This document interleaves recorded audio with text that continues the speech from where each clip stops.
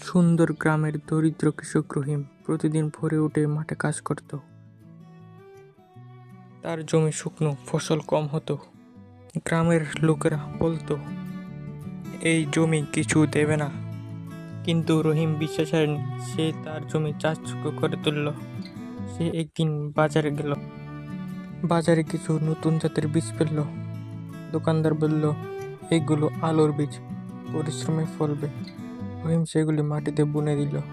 বৃষ্টি এলো, সূর্য হাসলো, আর রহিমের ক্ষেত সবুজ গলিচায় পিছিয়ে গেল। ধান ফসল আগের চেয়ে 3 গুণ বেশি।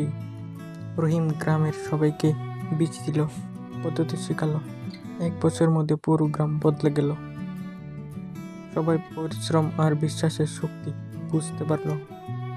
শিক্ষা, পরিশ্রম ও ধৈর্য থাকলে শূন্য থেকেও সাফল্য সম্ভব।